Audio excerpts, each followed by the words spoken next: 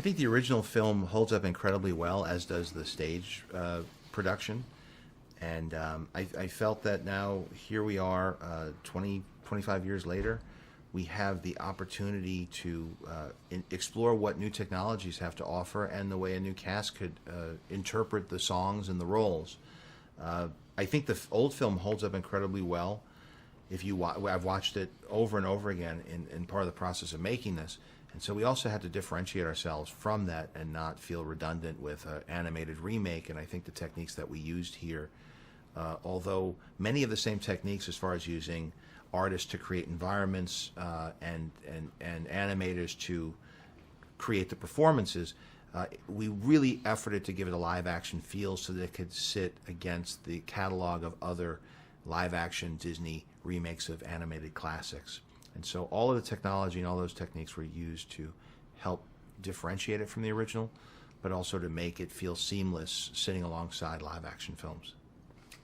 Yeah, I feel like I think I understand the circle of life a little more now that I have my own family, and I think it's a special thing to be able to watch it with a child and see it through their eyes. I think that's part of getting older a little bit. You have your own thing, and they feel so massive, and then you get big, and then you get to see it through them, and then you're like, I feel like watching this movie with my son. I was like, man, this must feel so huge. Like this is has to feel. I remember seeing that, but to see real animals kind of doing it must feel so different. So like it's I feel like, yeah, that's a real circle of life moment for me anyway.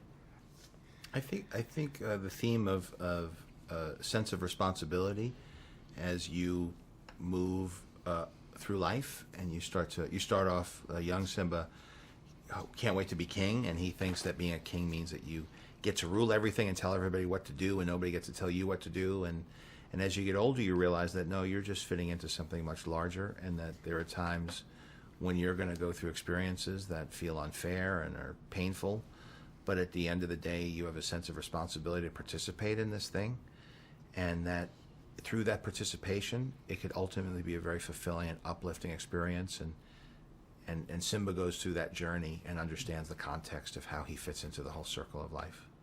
I was just really interested in the transition of them, like as far as like my voice, like I really took. John wanted there to be like a transition of just like almost like a stunted child, the beginning from the trauma that happened, and then slowly like realizing your place and realizing like remembering who you are and turning into a man.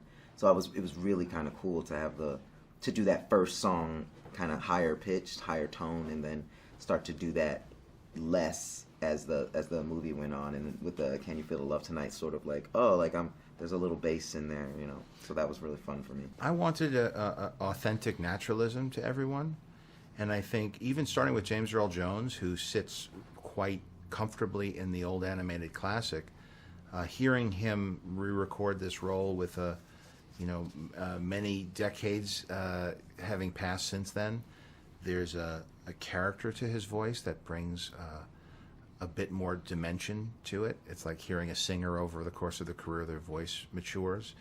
And then everybody else that I cast, whether it was for their comedy chops, I wanted that to feel very natural, or their interpretations of the songs, or their performances as actors. And I tried to create an environment where they could work together, not just, whenever possible, not caught behind a music stand, but instead walking freely in a rehearsal space, being mic'd, overlapping, improvising, and to create that natural, to give the illusion that you're looking at a live action performance.